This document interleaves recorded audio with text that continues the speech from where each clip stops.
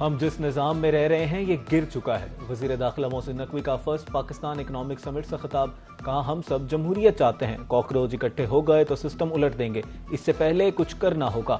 عالمی حالات کے لحاظ سے پاکستان کا نام بڑھا ہے، بزنس کمیونٹی الیکشن میں فنڈنگ کرتی ہے، ملک کا موجودہ سسٹم تباہ ہو چکا ہے، مسائل حل نہیں ہوں گے، نئی عدالتیں بنی، بہت اچھا کام ہوا، جب تک یونٹس نہیں بنیں گے، نئی قیادت نہیں آئے گی، کام نہیں چلے گا۔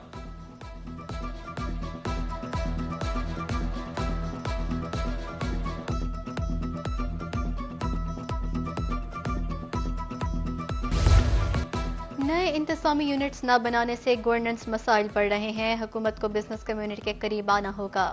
میاں عامر محمود کا پاکستان کی پہلی اکنامک سمٹ کانفرنس سے خطاب، کہا سب سے بڑا مسئلہ یہ ہے کہ حکومت عوام اور بزنس کمیونٹی کے قریب نہیں۔ Patron in chief U B G S M Tanveer کا کہنا تھا کہ خسارے بڑھتے جا رہے ہیں، اتنے بھاری ٹیکسز میں انڈسٹریز کیسے لگیں گی، اکانومی کیسے چلے گی، اس کو کس نے دیکھنا ہے، ہمیں سسٹم کو ٹھیک کرنا ہوگا، قومی اسمبلی سے 4، صوبائی اسمبلی سے 10 سیٹیں بزنس کمیونٹی کو دی جائیں۔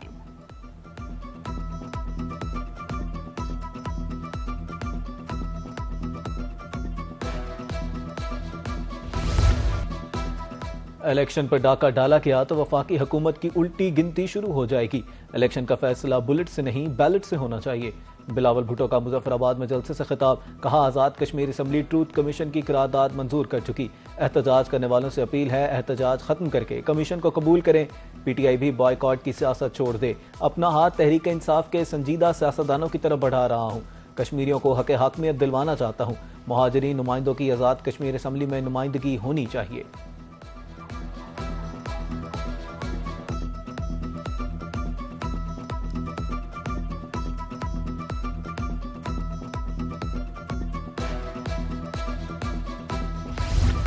آزاد کشمیر قانون ساز اسمبلی کے انتخابات کا دوسرا مرحلہ راولپنڈی اسلام آباد میں مہاجرین کی 3 نشستوں پر پولنگ 2 اگست کو ہوگی۔ مہاجرین کی 3 نشستوں میں ایل اے 43 ویلی 4 اور ایل اے 44 ویلی 5 شامل ہیں۔ ایل اے 39 جموں 6 پر بھی راولپنڈی اسلام آباد میں پولنگ ہوگی۔ ویلی 4 میں مجموعی طور پر 12 امیدوار مد مقابل، ویلی 5 میں 8 امیدوار آمنے سامنے، جموں 6 کی نشست پر 14 امیدوار میدان میں ہیں۔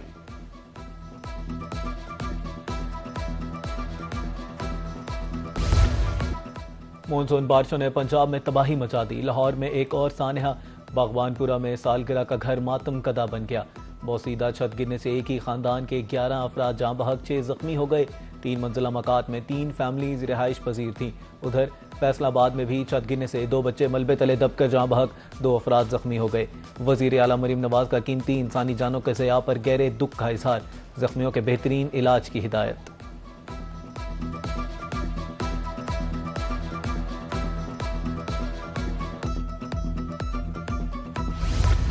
مانسون بارشوں کا چوتھا سپیل جاری، لاہور، سیالکوٹ، گجرات سمیت دیگر علاقوں میں وقفے سے بارش ہوئی۔ بارشوں کا حالیہ سپیل 5 اگست تک جاری رہنے کا امکان، صوبے بھر کے کمشنرز اور ڈپٹی کمشنرز اور متعلقہ اداروں کو الرٹ رہنے کی ہدایت۔ ڈی جی محمد سیف انور جپا کہتے ہیں شہری کچے مکانوں میں ہرگز رہائش پذیر نہ ہو۔ کل سے ڈیرہ غازی خان اور کوہ سلمان کے پہاڑی سلسلوں میں نئے سپیل کی پیشگوئی، پی ڈی ایم اے نے رود کوہیوں میں اچانک طوفانی اور فلیش فلڈز کا خدشہ ظاہر کر دیا۔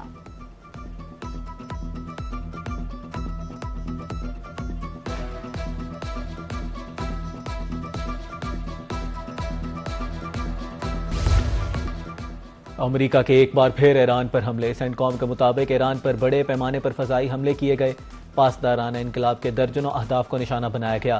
ایرانی حکام کے مطابق جزیرہ قشم پر ایک رہائشی عمارت کو نشانہ بنایا گیا، بچے سمیت 3 افراد شہید ہو گئے۔ سینٹ کام کے مطابق ساحلی نگرانی اور دفاعی مراکز سمیت بحری صلاحیتوں کو بھی ہدف بنایا گیا۔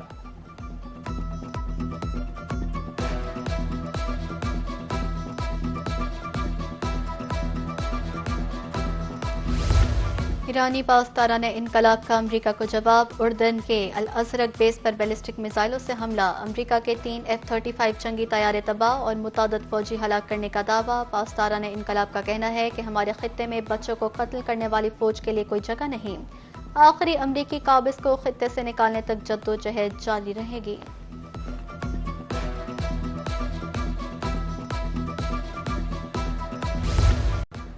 مصر کی بندرگاہ پر ایران کا ڈرون حملہ، 2 جہازوں میں آگ لگ گئی، واقعے میں کوئی جانی نقصان نہیں ہوا۔ برطانوی بحری سیکیورٹی کمپنی کے مطابق حملے میں ایک امریکی گیس سٹوریج ٹینکر کو نشانہ بنایا گیا۔ دوسری طرف پاسداران انقلاب کا کہنا ہے کہ جب تک امریکہ ایران کے خلاف دھمکیاں اور غیر قانونی اقدامات جاری رکھے گا، مزاحمت بھی جاری رہے گی۔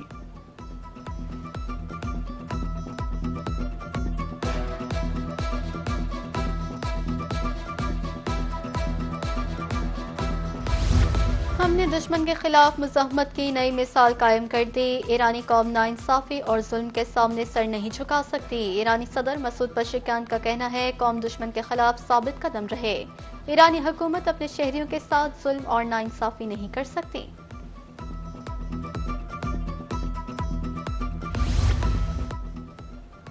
امریکہ کی ایک بار پھر ایران کو دھمکی، صدر ڈونلڈ ٹرمپ کا کہنا ہے کہ ایران پر بمباری ہونے والی ہے۔ اگر چین ایران کو فضائی دفاعی نظام فراہم کرتا ہے تو اس پر انہیں حیرت نہیں ہوگی، دیکھیں گے اب معاہدہ ہو سکتا ہے یا نہیں۔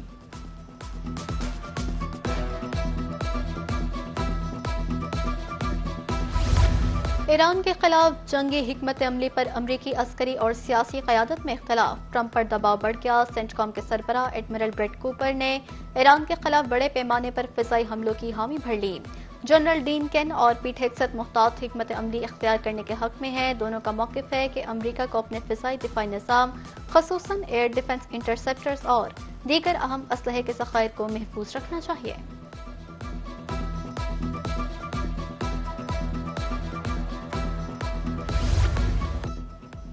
امریکہ اور ایران کو اسلام آباد ایم او یو پر واپس لانے کی کوششیں جاری ہیں۔ ترجمان دفتر خارجہ کا کہنا ہے کہ آبنہ ہرمز اور باب المندب کی صورتحال تشویشناک ہے۔ ایران امریکہ کشیدگی خطے کے دیگر حصوں تک نہیں پھیلنی چاہیے۔ امید ہے فریقین ٹیکنیکل لیول مذاکرات پر واپس آئیں گے۔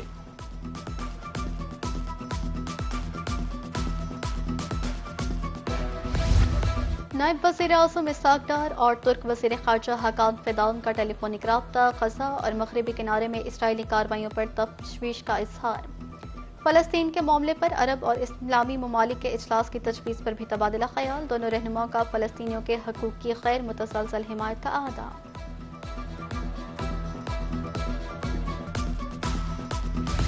صدر آصف علی زرداری سے وزیر داخلہ محسن نقوی کی ملاقات، خیبر پختونخوا اور بلوچستان میں امن و امان کی صورتحال پر تبادلہ خیال۔ وزیر داخلہ محسن نقوی کی دہشت گردی کے خلاف جاری اقدامات پر بریفنگ، صدر مملکت کا کہنا ہے کہ قومی سیکیورٹی فورسز کے ساتھ ہے۔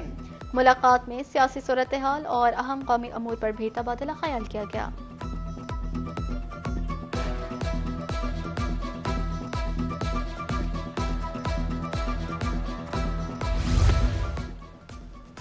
وزیر اعظم محمد شہباز شریف کی زیر صدارت اجلاس، پاور ڈویژن کے امور کا جائزہ۔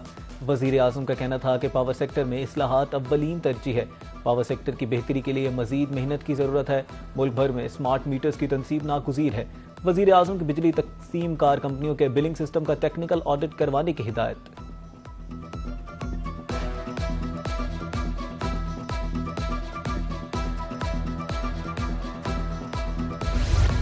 پاکستان میں پیٹرولیم مصنوعات کی قیمتیں سنگاپور مارکیٹ سے جڑی ہیں۔ وزیر پیٹرولیم کا کہنا تھا کہ مستقل جنگ بندی سے ہی قیمتیں نیچے آئیں گی، ورنہ ٹارگیٹڈ سبسڈی کی طرف جانا ہوگا۔ سینٹ کی قائمہ کمیٹی برائے پیٹرولیم کے اجلاس ہوا۔ چیئرمین اوگرا نے بتایا کہ یومیہ کی بجائے ہفتہ یا 15 روز پر قیمتوں کا اعلان ہوتا تو قیمتوں میں زیادہ اضافہ ہوتا۔ پاکستان میں پیٹرول اور ڈیزل کی قیمت خام تیل کی بنیاد پر نہیں، عالمی منڈی میں پیٹرول اور ڈیزل کی قیمت سے لنک ہے۔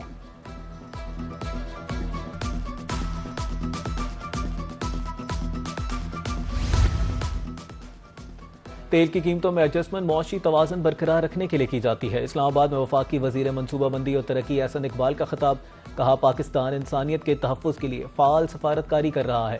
حالات بہتر ہونے پر مہنگائی میں کمی آئے گی۔ ایران امریکہ جنگ نہ ہوتی تو GDP 4% سے تجاوز کر جاتی۔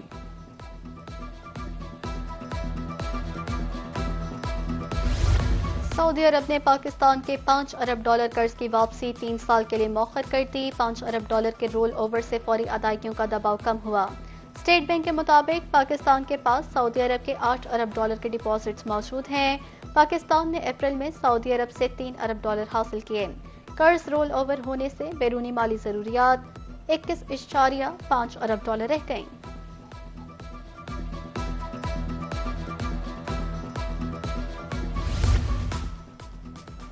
رواں ماہ چین کے 1.4 ارب ڈالر قرض سمیت 2.2 ارب ڈالر کے بیرونی قرضے واپس کیے۔ گورنر اسٹیٹ بینک جمیل احمد کا کہنا ہے کہ بیرونی قرضوں کی ادائیگی کا حجم 26.5 ارب ڈالر سے کم ہو کر 21.5 ارب ڈالر رہ گیا۔ 3.5 ارب ڈالر صرف سود ادا کیا جائے گا۔ بیلاروسی اعلیٰ سطح دفاعی وفد کا ایئر ہیڈ کوارٹرز کا دورہ، air chief marshal Zaheer Ahmed Babar Sidhu سے ملاقات، علاقائی سلامتی، دفاعی اور فوجی تعاون بڑھانے کے امکانات پر تبادلہ خیال، ایئر چیف مارشل کا دو طرفہ دفاعی تعلقات کو مزید مضبوط بنانے کے عزم کا اعادہ، مشترکہ تربیت اور دفاعی صنعتی شراکت داری کے ذریعے تعاون کو وسعت دینے پر زور۔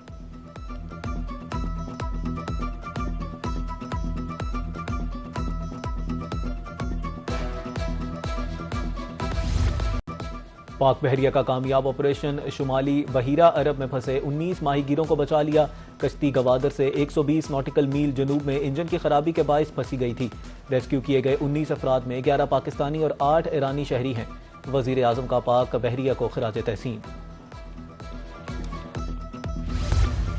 لاہور میں لیڈیز پولیس افسران کی پاسنگ آؤٹ پریڈ، وزیر اعلیٰ مریم نواز کا تقریب سے خطاب، کہا پنجاب کی ہونہار بیٹیوں کو دیکھ کر خوشی ہوئی، آسو اٹھانے والی بیٹیوں کو سلام پیش کرتی ہوں۔ لیڈی پولیس کیڈٹس نے اپنی تربیت کے دوران سخت محنت کی۔ پنجاب پولیس میں 6000 سے زائد خواتین فرائض سر انجام دے رہی ہیں۔ پنجاب میں آج جرائم کی شرح کم ترین سطح پر ہے۔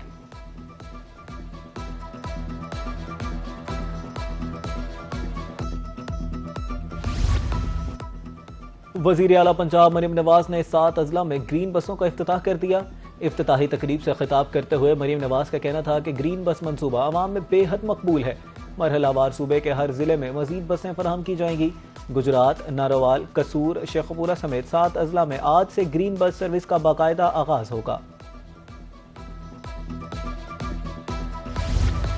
بھکر میں اپنا کھیت اپنا روزگار اسکیم کے تحت قرآن اندازی کی تقریب، 762 خوش نصیبوں میں الاٹمنٹ لیٹرز تقسیم۔ ڈپٹی کمشنر احسان علی جمالی، رکن قومی اسمبلی عامر عنایت خان شاہانی کی خصوصی شرکت۔ خواتین اور نوجوانوں نے سی ایم پنجاب مریم نواز کے انقلابی اقدام کو سراہا۔